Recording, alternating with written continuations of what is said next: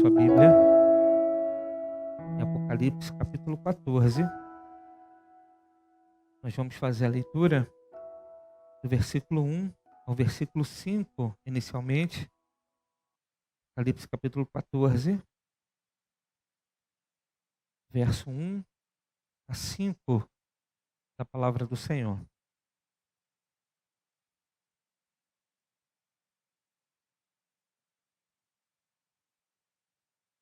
Diz assim a palavra do Senhor. Então olhei e diante de mim estava o Cordeiro, em pé sobre o monte Sião, e com ele 144.000 que traziam escritos na testa o nome dele e o nome de seu pai. Ouvi um som dos céus como de muitas águas e de um forte trovão. Era como o de arpistas tocando seus instrumentos. Eles cantavam um cântico novo diante do trono, dos 4 seres viventes e dos anciãos. Ninguém podia aprender o cântico a não ser os 144.000 que haviam sido comprados da terra. Estes são os que não se contaminaram com mulheres, pois se conservaram castos e seguem o Cordeiro por onde quer que ele vá. Foram comprados dentre os homens e ofertados como primícias a Deus e ao Cordeiro.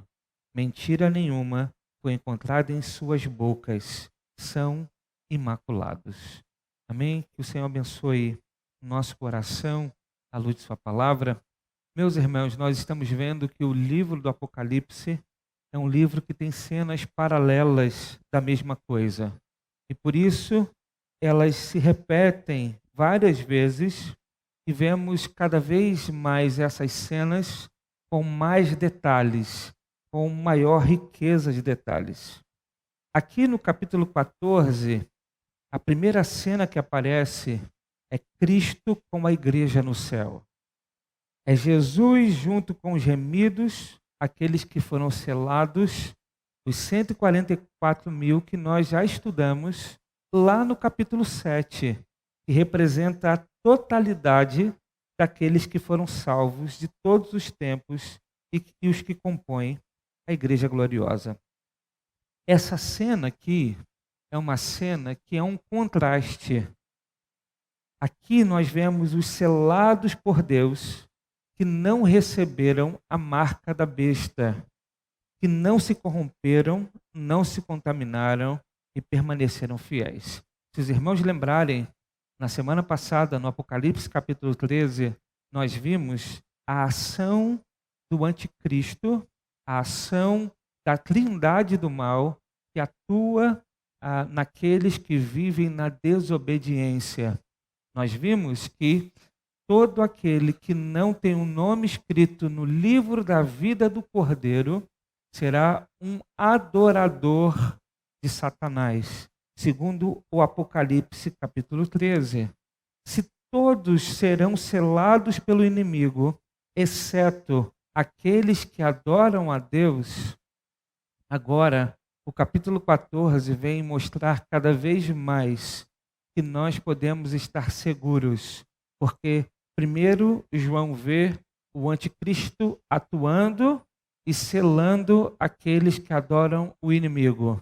Agora ele vê aqueles que são selados por Deus e que adoram a Deus. Ele vê o número total de todos aqueles que são salvos, que foram salvos e serão salvos e que, portanto, são os únicos que podem, de fato, adorar a Deus, o Deus verdadeiro.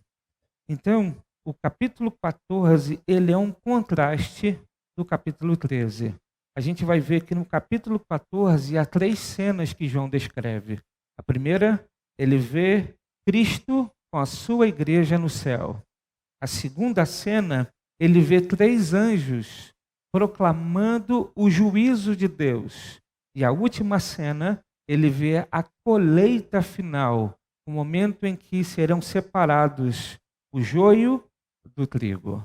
São essas 3 cenas que que o capítulo 14 do livro do Apocalipse nos apresenta. Que eu vou propor aos irmãos hoje. A gente olha a primeira cena Se a gente tiver tempo, a gente vai olhar para a segunda e a terceira. Mas se não, a gente vai ficar apenas na primeira cena. Muito bem. Essa primeira cena, então, meus irmãos, mostra para nós que Deus, de nenhuma forma, perderá aqueles que pertencem a Ele. Essa é uma visão clara de que nenhum dos que pertencem a Deus serão selados pela besta, pois eles estão contados e pertencem a Deus. A ideia dos versos 1 a 5 é trazer segurança para a igreja, porque todas as vezes quando falamos sobre selo da besta, muitos irmãos ainda ficam com medo. Será que é isso? Será que vai ser aquilo? Será que é o chip? É o cartão de crédito? É uma tatuagem? Será que... O que será? Muitos ficam receosos com estas coisas. Mas o Apocalipse capítulo 14 mostra para nós que nenhum daqueles que pertencem a Deus serão selados pela besta, porque eles têm o selo do próprio Deus. Eles foram selados pelo Espírito Santo e eles têm na testa o nome de Deus, o nome do Cordeiro. Veja o que diz mais uma vez o texto. O texto diz: então olhei e diante de mim estava o Cordeiro, em pé sobre o monte Sião, e com ele 144.000 que traziam escritos na testa o nome dele e o nome de seu pai. Então veja, João vê o Cordeiro em pé sobre o monte Sião, cercado pelos 144.000, e todos eles tinham escritos na testa o nome do Cordeiro e o nome de seu pai. Muito bem, então, a primeira aplicação: aqueles que pertencem a Deus jamais serão selados pela besta. Aqueles que pertencem ao Senhor já têm na sua testa gravado o nome do Cordeiro e o nome de Deus. Isso precisa trazer segurança aos nossos corações. A segunda coisa importante que a gente pode tirar ainda aqui do verso 1 é que o texto mostra que o Cordeiro está sobre o monte Sião. No capítulo 13, no capítulo 12, quando começa a falar do dragão, ele vai dizer que o dragão irado está sobre a terra, mas o Cordeiro está com os pés sobre o monte Sião. Existe uma grande diferença nos fundamentos onde o dragão e o Cordeiro estão. O monte Sião é uma figura da Jerusalém celestial. É mostrado como algo que não se abala, como vemos em um dos salmos. O texto diz que o Cordeiro estava com o pé sobre o monte Sião. E quando a gente lê o Salmo 125, verso 1, a Bíblia diz que os que confiam no Senhor são como o monte Sião, que não podem ser abalados, mas permanecem para sempre. O monte Sião é uma representação do céu, como está registrado no livro de Hebreus, no capítulo 12, no verso 22. Mas tende chegado ao monte Sião, a cidade do Deus vivo, a Jerusalém celestial, a incontável número de anjos em reunião festiva. Então, veja, quando o texto fala que o Cordeiro está em pé, ou com os pés no monte Sião, o texto não está dizendo que João está vendo literalmente Cristo em Jerusalém. Mas o monte Sião é uma figura que aponta para o céu. Isso é muito importante, porque há muitas teorias que acreditam que Cristo voltará para reinar fisicamente por 1000 anos em Jerusalém. E um dos textos que eles podem utilizar é esse versículo 1 do capítulo 14, quando o texto diz que Jesus está com os pés no monte Sião. É interessante que, ao mesmo tempo que esse texto é utilizado para defender isso, eles defendem que o Apocalipse é em ordem cronológica.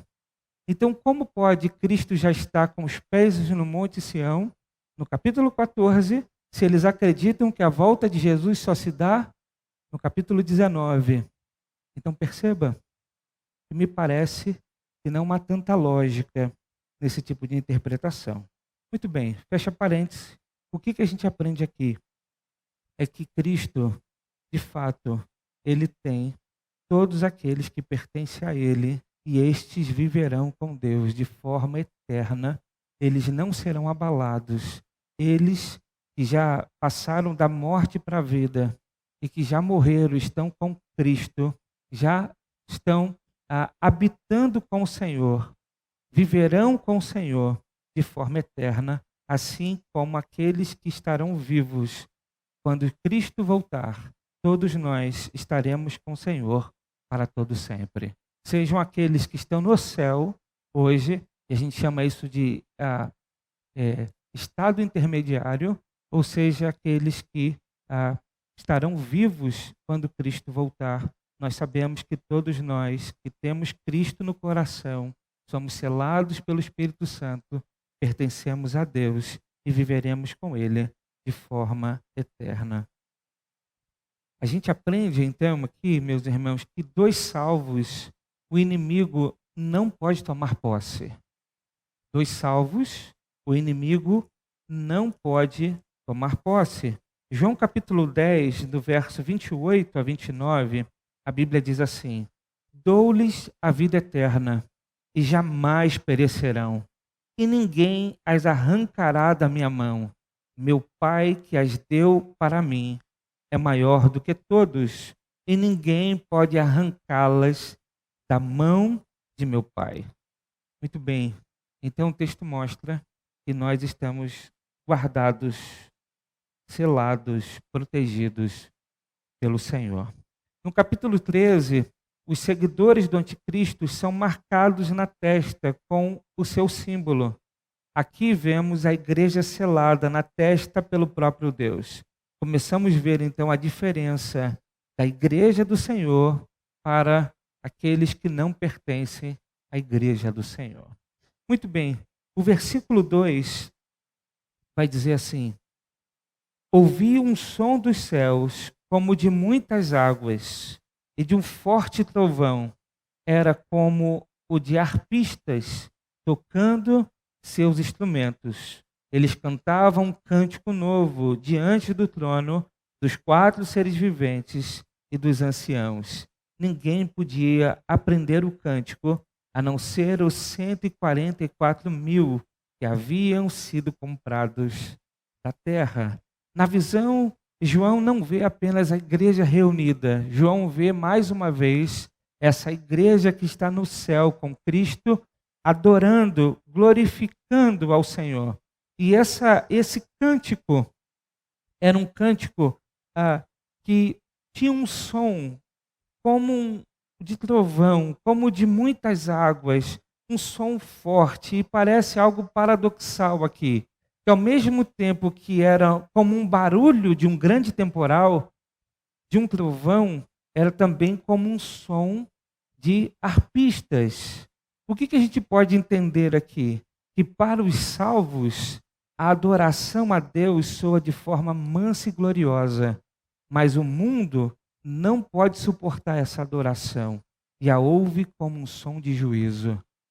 Para Deus, o louvor é algo recebido, é algo que o Senhor recebe, é algo entendível, mas para o mundo, o som da igreja adorando é um barulho de juízo.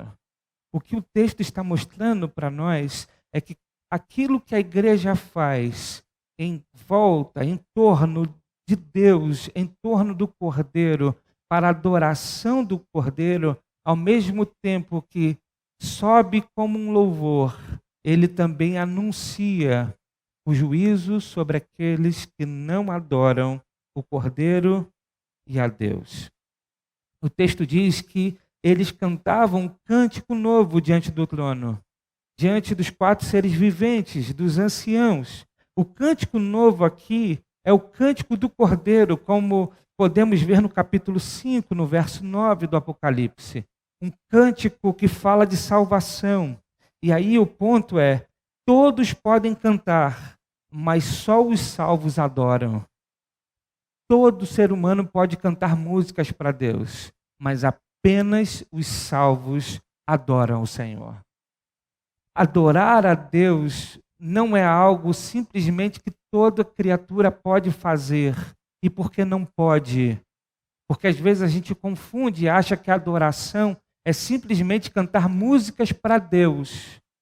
E não é. Porque a gente pode cantar músicas para Deus e mesmo assim não ser uma adoração. E por que não? Porque para adorarmos a Deus, nós precisamos estar reconciliados com Ele. A Bíblia diz que há uma separação entre Deus e os homens. O pecado fez com que o homem se tornasse inimigo de Deus e, portanto, não há relação, não há comunhão. Há um distanciamento, há um afastamento que é necessário a reconciliação, a mediação. O único que pode religar o homem a Deus se chama Cristo Jesus. E por meio de Cristo, a nossa música se torna adoração. Portanto, se não há salvação, reconciliação, regeneração, não há adoração. Pode haver música, mas não há adoração. Porque a adoração é restrita àqueles que já foram reconciliados com Deus. E por quê? Porque nós deixamos de ser inimigos e passamos a ser amigos de Deus. Saímos da condição de mortos espirituais para vivos espirituais. Deixamos de estar na fila da condenação para agora pertencer ao reino de Deus. Agora somos chamados de filhos e Deus recebe então louvor e adoração do nosso coração. Quando Cristo morre na cruz, a Bíblia diz que o véu do templo se rasga, indicando que por meio do seu sacrifício, por meio da sua morte na cruz, agora temos livre acesso ao Pai. É por isso que apenas cristãos, apenas aqueles que têm o selo do Espírito Santo, de fato, entregam a Deus a adoração. Portanto, todos podem cantar, mas só os salvos adoram. Ninguém pode cantar esse cântico, senão os gemidos. O texto diz que eles cantavam um cântico novo diante do trono, dos 4 seres viventes e dos anciãos. Ninguém podia aprender o cântico, a não ser os 144.000 que haviam sido comprados da terra. É um cântico que ninguém pode aprender humanamente. O próprio Deus nos ensinará esse cântico novo, o cântico da salvação. É algo misterioso, separado e somente para os santos que estão em Cristo Jesus. O texto ainda apresenta características dos que cantarão um cântico novo de salvação. O verso 4 e o verso 5 diz assim: Estes são os que não se contaminaram com mulheres, pois se conservaram castos e seguem o Cordeiro por onde quer que ele vá. Foram comprados dentre os homens e ofertados como primícias a Deus e ao Cordeiro. Mentira nenhuma foi encontrada em suas bocas, são imaculados. Muito bem, vamos entender o que o texto está dizendo aqui. O texto está nos dando característica de quem são esses 144.000. Quem são esses que adoram o Cordeiro? Quem são esses que cantam o cântico novo? Quem são? O texto diz que eles são os que não se contaminaram com mulheres, porque são virgens. Veja que o texto do Apocalipse não pode ser interpretado de forma literal. O texto do Apocalipse é um texto de símbolos. Porque se nós interpretarmos isso de forma literal, nós estamos dizendo que a Bíblia é contra o casamento, que a Bíblia é contra aquilo que Deus estabeleceu na criação. Por isso, a gente não pode interpretar o texto do Apocalipse de forma literal. O texto não está dizendo que os 144 mil são apenas aqueles que se guardaram, que não tocaram em mulheres, que são virgens. Não é literal o texto. Aqui não há literalidade dos termos de castidade nem de gênero. A Bíblia não é contra o casamento, pelo contrário, o demonstra como algo criado por Deus. Não significa que somente homens irão ao céu. Nós sabemos que a igreja reunida é composta de homens e de mulheres. Toda a igreja fiel está representada aqui na sua pureza espiritual. O texto está falando de pureza espiritual e não carnal. Neste caso aqui, a prostituição não se refere à desobediência ao sexto mandamento, não adulterarás, mas à desobediência do primeiro mandamento, não terás outros deuses diante de mim. Biblicamente, a figura da prostituição refere-se à infidelidade ao Senhor, como vemos no relato do livro do profeta Oséias. A Bíblia usa a linguagem de adultério para o povo de Deus que adora falsos ídolos, falsos deuses. A Bíblia usa a linguagem de traição quando a igreja ou quando o povo de Deus adora um Deus falso. O que o texto está dizendo é que os 144 mil são aqueles que adoram um único Deus verdadeiro. São aqueles que têm uma aliança com um único Deus que existe, um único Deus que há. Eles não adoram deuses falsos.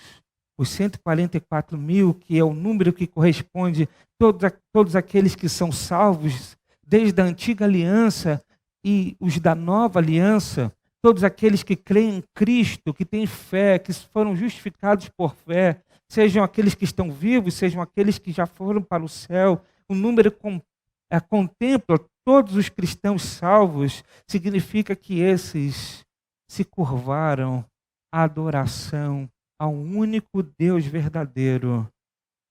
Não há nenhum outro Deus além daqueles que estão em aliança com o Senhor. Portanto, a contaminação aqui é da relação com o sistema deste mundo, que o texto vai chamar de a grande Babilônia, a grande meretriz, a falsa igreja. Esses aqui são aqueles que não se contaminaram com a falsa religião, que não adoraram falsos deuses. Muito bem, o texto ainda vai dizer que são eles que seguem o Cordeiro aonde quer que vá. Ou seja, esses são seguidores do Cordeiro.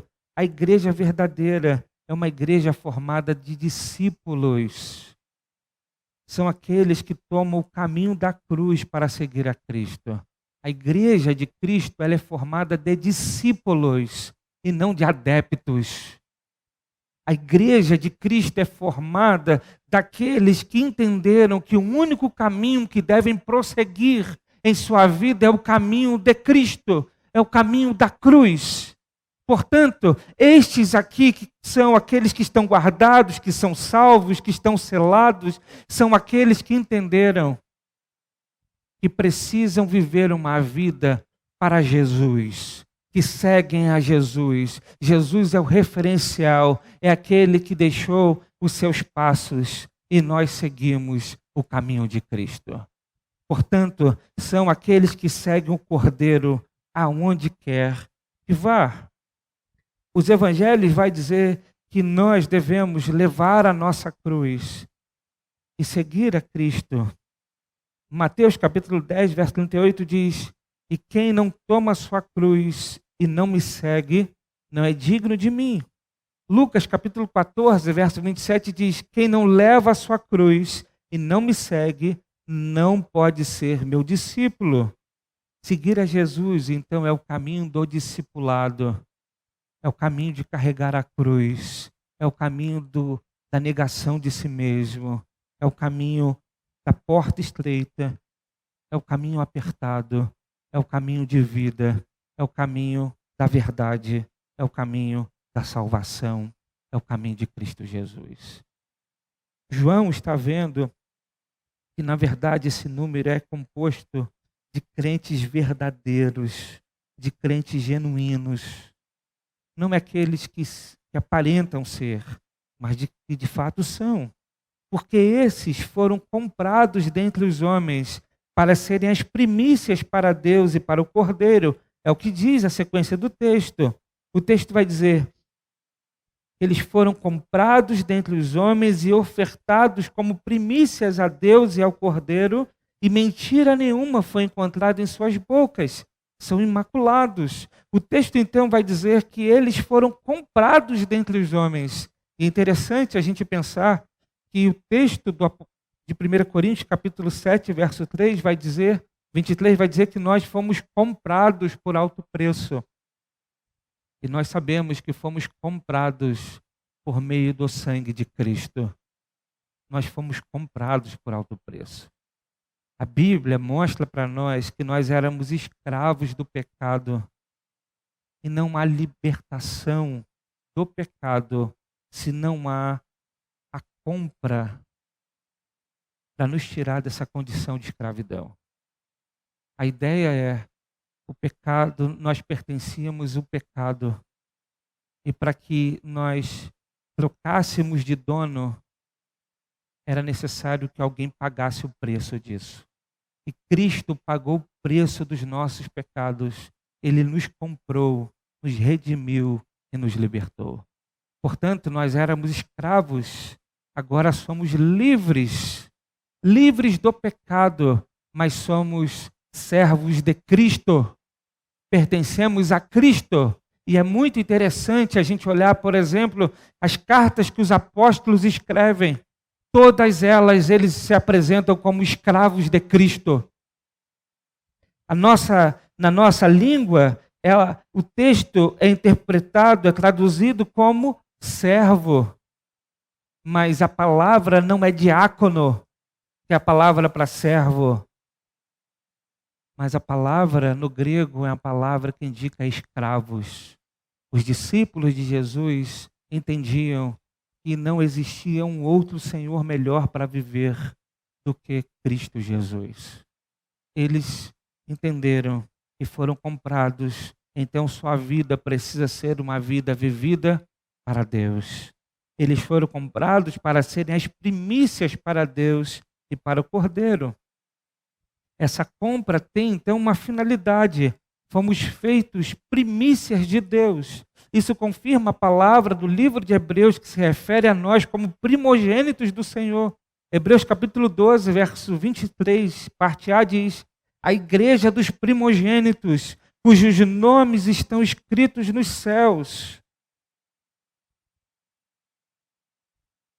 Jeremias vai utilizar a mesma expressão no capítulo 2, no verso 3, quando ele diz: então Israel era santo para o Senhor, primícias da sua colheita.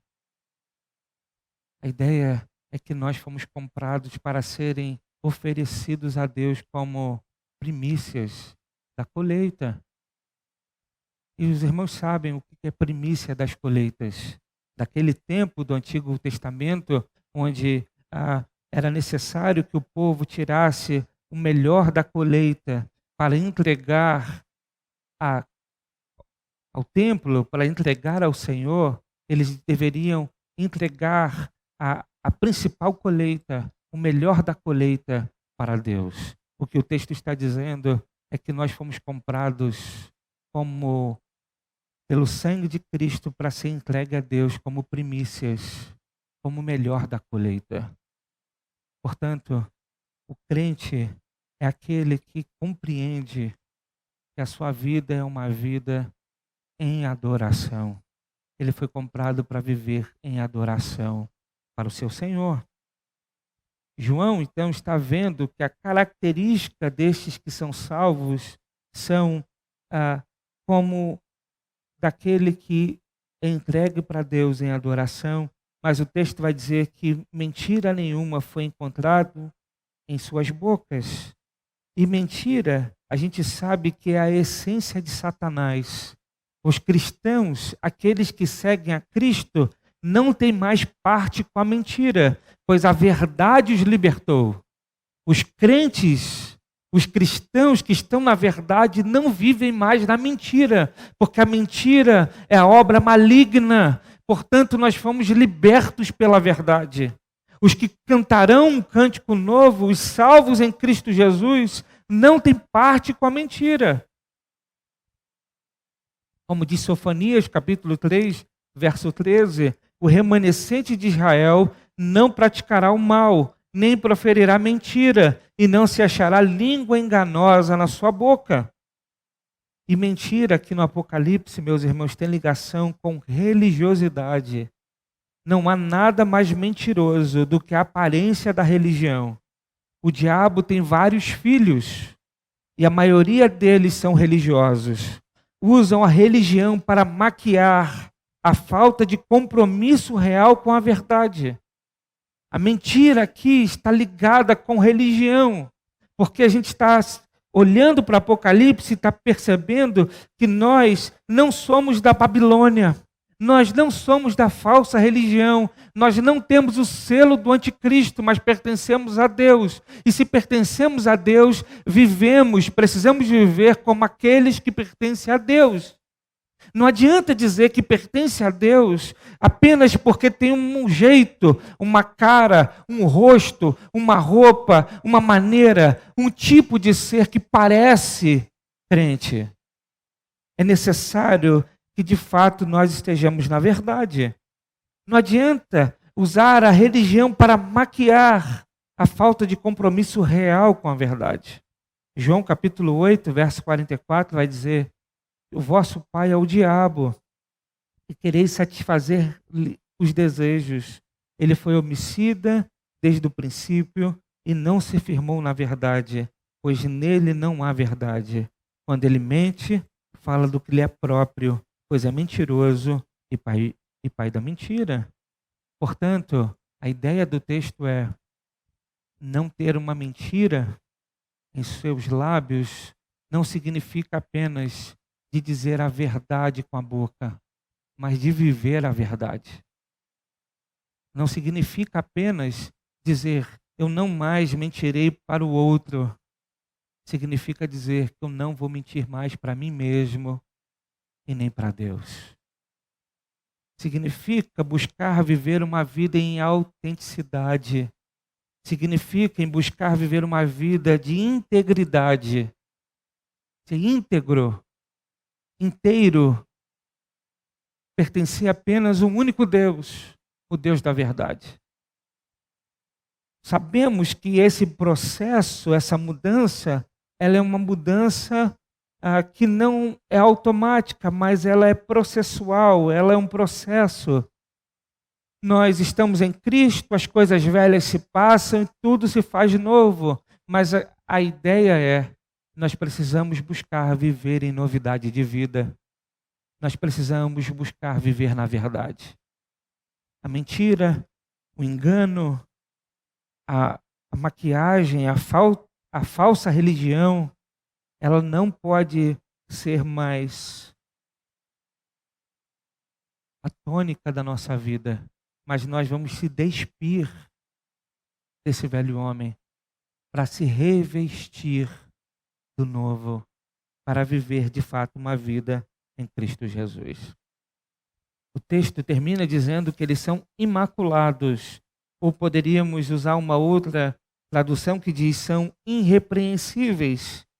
Em algumas versões traz mácula, outros traz irrepreensível. Conforme já vimos em Apocalipse 7, esses são aqueles que foram lavados pelo sangue do Cordeiro, não estarão diante do Senhor porque nunca mentiram ou pecaram de outra forma, mas porque se arrependeram e justificados pela fé somente, foram lavados de seus pecados. Conforme diz 1 João capítulo 1, verso 9, aquele que lavou suas vestes foi capaz de torná-las irrepreensíveis. Meus irmãos, o ponto não é que a gente não vai pecar mais, não é que a gente não vai errar mais. O ponto é que agora a nossa vida é uma vida que foi lavada pelo sangue do Cordeiro e, portanto, a nossa vida será uma vida de arrependimento, uma vida voltada para Deus, porque fomos justificados por meio da fé em Cristo Jesus. A questão não é aquilo que a gente já fez. A questão não é o nosso passado. A questão é viver uma vida nova em Cristo Jesus. Os salvos são aqueles que abandonam as práticas mundanas, que abandonam as práticas de pecado, que abandonam a antiga maneira de viver para viver uma vida para Cristo. Mas eles fazem isso não para que eles sejam salvos, eles fazem isso porque eles já são salvos, eles são selados por Deus. Perceba? Eles trocaram de condição. Agora eles podem viver como livres do pecado. Agora eles podem viver uma vida em santidade, uma vida para Deus, porque não mais estão numa condição de mortos espirituais, de cegos, com o coração endurecido, escravizado no pecado. Mas agora eles são livres, eles podem viver uma vida para Deus. O conceito de liberdade no mundo, muitas vezes é um conceito que escraviza. Porque o mundo diz assim, eu sou livre, eu posso fazer o que eu quero. Mas já parou para pensar que aquele que é livre e faz o que quer é sinal de que ele não tem liberdade?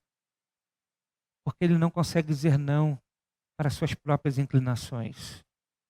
Ele se acha livre, mas ele é conduzido, manipulado e muitas vezes vive um estilo de vida que não é nem para agradar a si mesmo, mas para agradar os outros. Ele se diz que é livre, mas é escravo dos vícios, dos prazeres.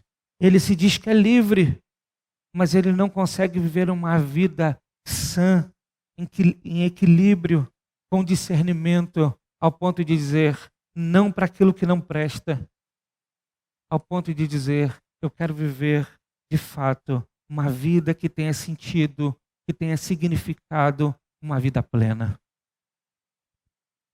Muitas vezes, o senso de liberdade que as pessoas pensam é distorcido daquilo que a Bíblia fala de liberdade. Liberdade na Bíblia é conseguir receber a condição de ter o domínio próprio das suas próprias inclinações. Liberdade na Bíblia é dizer, isso aqui é muito bom, mas vai destruir a minha vida, então eu não quero isso para mim. Liberdade é de fato a gente ter o domínio das nossas ações, mas como a gente consegue?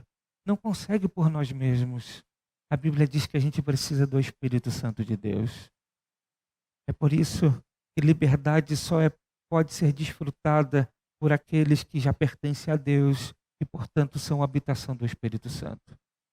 Não viveremos mais nos prazeres da carne, que conduz à destruição, mas buscaremos viver uma vida no Espírito.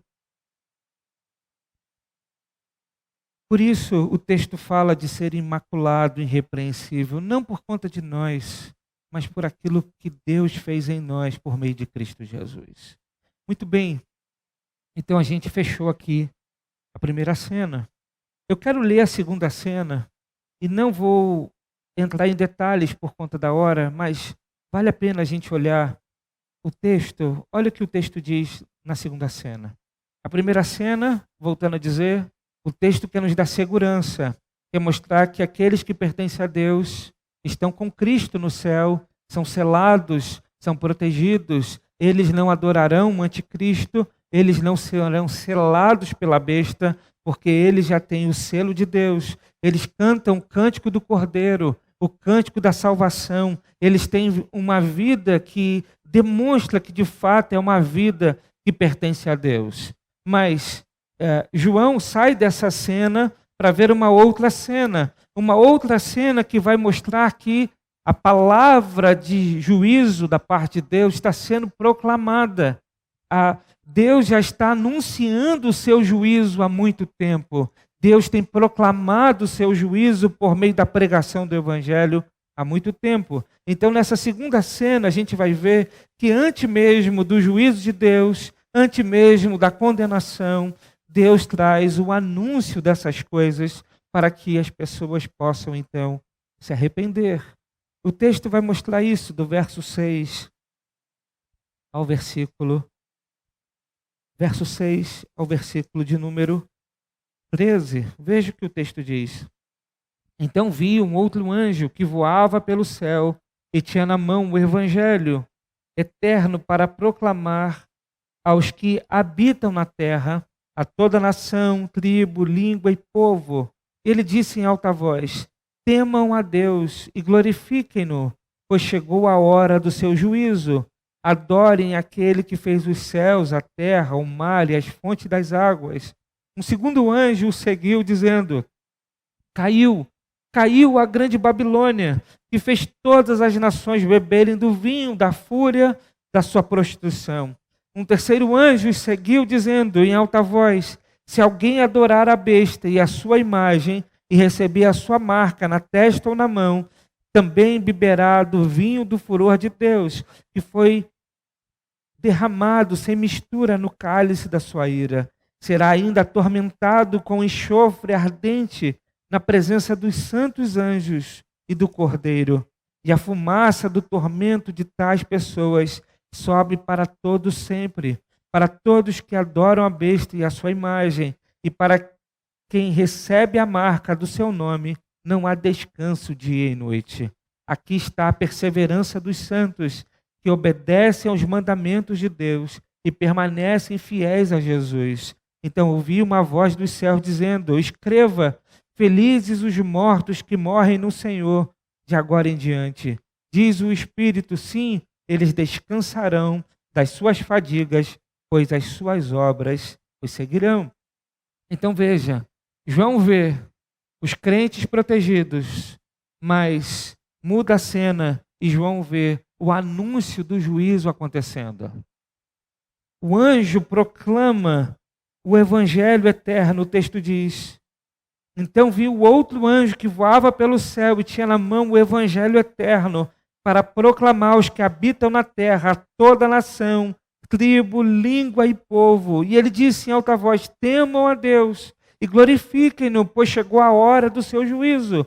Adorem aquele que fez os céus, a terra e o mar e as fontes das águas. O que João está vendo, então, é o evangelho anunciando o juízo, mas ao mesmo tempo dando oportunidade de arrependimento, oportunidade de salvação. É o anúncio que diz: olha, o juízo está se aproximando. Portanto, se volte para o verdadeiro Deus. Adore aquele que criou todas as coisas. E essa mensagem é pregada a toda a tribo, todo o povo, toda a língua e toda a nação. Ou seja, antes do juízo, há a proclamação do evangelho. Mas ainda ele vê um segundo anjo que declara: caiu a grande Babilônia, que fez todas as nações beberem do vinho da fúria da sua prostituição. A Babilônia, a gente vai ver isso um pouco mais na frente, no Apocalipse, em mais detalhes, mas a ideia é esse sistema religioso falso, esse sistema mundano que não gera adoração ao Deus verdadeiro, mas que cria falsos deuses, cria seus falsos cultos, as suas falsas religiões. E o que o texto está dizendo é que esse sistema caiu. João vê que esse sistema não permanecerá, mas ele caiu. E aí que é a triste notícia a partir do terceiro anjo. O terceiro anjo vai dizer que se alguém adorar a besta e a sua imagem e receber a sua marca na testa ou na mão, também beberá do vinho do furor de Deus, que foi derramado sem mistura no cálice da ira. O que o texto está dizendo, então, é que aqueles que permanecem na adoração do falso Deus está debaixo da ira do Senhor. E a ira do Senhor será derramada, então, contra aqueles que não adoram o verdadeiro Deus. O texto vai trazer detalhes do tormento. Ele diz que eles serão atormentados com enxofre ardente na presença dos santos anjos e do Cordeiro. O texto diz que a fumaça do tormento de tais pessoas sobe para todo sempre, para todos os que adoram a besta e a sua imagem, para aqueles que recebem a marca do seu nome, não há descanso, dia e noite. O que o texto está apontando agora é para a condenação eterna, para aqueles que não se voltam para Deus. O seu tormento será dia e noite. O tormento da condenação será algo terrível. E aí ele vai então mostrar que aqui está a perseverança dos santos, no verso 12. E a perseverança dos santos está na obediência aos mandamentos e na fidelidade, na permanência da fidelidade a Jesus.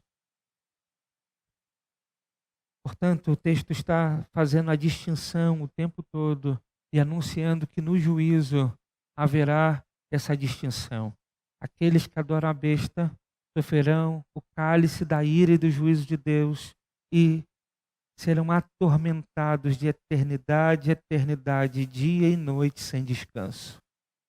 Mas aqueles que permanecem fiéis a Deus, que obedecem o seu mandamento e que, portanto, são aqueles que foram comprados pelo Senhor, esses encontram em Deus descanso.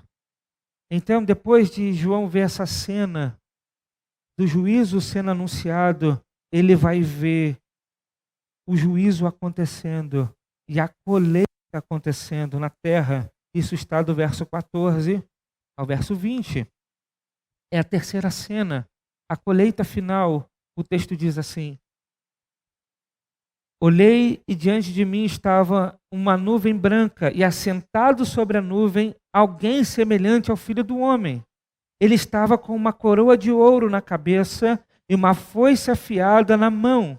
Então saiu do santuário um outro anjo que bradou em alta voz: aquele que estava sentado sobre a nuvem, tome a sua foice e faça a colheita, pois a safra da terra está madura. Chegou a hora de colhê-la.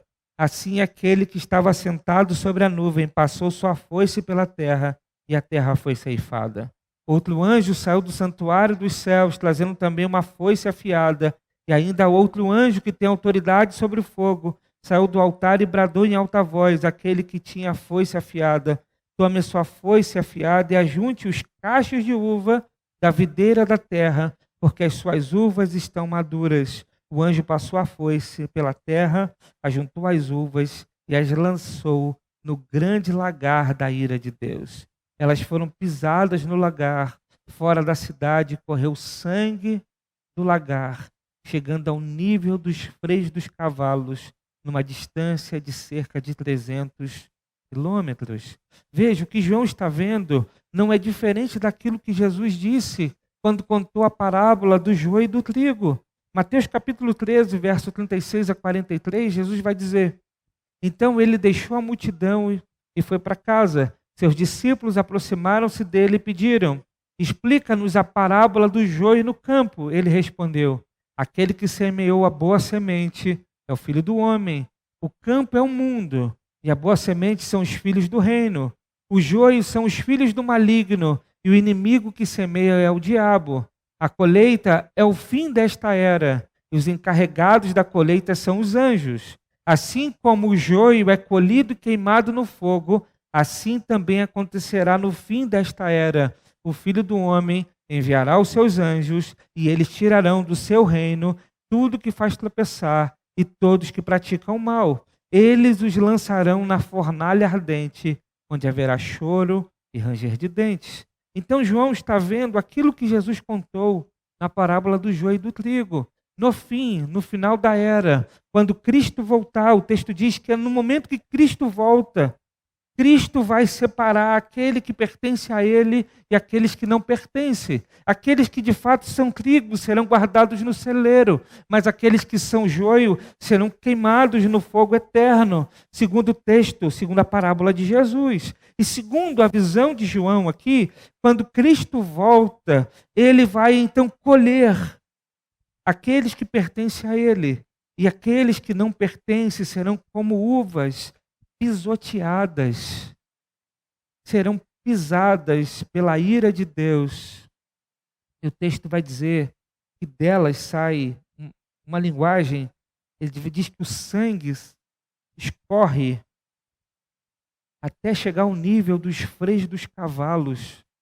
Aqui é uma menção que ninguém poderá escapar. Os cavalos na época eram suas máquinas de fuga. Mas se eles estão submersos até os freios, não conseguirão avançar. A ideia é que quando a colheita final acontecer, aqueles que não adoram a Deus receberão a ira do Senhor e não terá como escapar. Assim será o grande dia do juízo de Deus. De um lado, para a condenação eterna, os adoradores da besta. Do outro lado, os adoradores de Jesus. Muito bem, meus irmãos. A gente fecha então o capítulo 14. Eu quero trazer algumas aplicações para a gente fechar, mas eu queria já chamar o louvor para a gente encerrar o culto louvando ao Senhor. A primeira, o reino de Cristo é inabalável. A grande Babilônia cairá, mas a nova Jerusalém é eterna. Se tem algo que o Apocalipse deixa claro para nós, é que o reino de Cristo é inabalável. A quem cai é a Babilônia, mas a nova Jerusalém é eterna. Portanto, nós que pertencemos ao reino de Cristo, e Cristo já reina em nós e através de nós, embora estejamos no mundo, e no mundo de aflições, embora a terra trema, embora haja perigos, embora hajam dificuldades, mas nós estamos guardados e protegidos pelo Senhor. A ponto da Bíblia dizer que até a morte foi vencida. Até a morte foi vencida. Isso significa que nem a morte, na linguagem bíblica, pode derrotar o crente em Jesus. Porque quando ele morre aqui, ele abre os seus olhos na glória. João vê a igreja reunida no céu. Portanto, o reino de Cristo é inabalável. Mas, em segundo lugar, somente os salvos adoram a Deus. Somente esses adorarão a Ele eternamente. Somente os salvos têm prazer em adorar o Senhor. Somente os salvos buscam viver uma vida em adoração. Somente os salvos querem viver uma vida para agradar o seu Senhor, negando-se a si mesmo, carregando a sua cruz, caminhando pelo caminho da obediência. Mas, em terceiro lugar, Cristo nos chama para segui-lo de maneira pura, sem nos prostituirmos com esse mundo. Cristo nos chama para segui-lo, sem nos prostituirmos com esse mundo. Não é seguir a Cristo e amar o mundo, mas é viver no mundo amando a Cristo. Perceba? Não é seguir a Cristo amando o mundo, mas é estando no mundo amando a Cristo. Cristo nos chama para segui-lo. E ainda, nesse texto, a gente vê que há duas coisas que devemos perseverar. A primeira, nos mandamentos do Senhor. E a segunda, na fé em Jesus Cristo. Há duas coisas que nós devemos perseverar. Isso está no verso 12. Aqui está a perseverança dos santos, que obedecem aos mandamentos de Deus e permanecem fiéis a Jesus. A igreja precisa perseverar na fé no seu Senhor e na obediência dos mandamentos de Deus.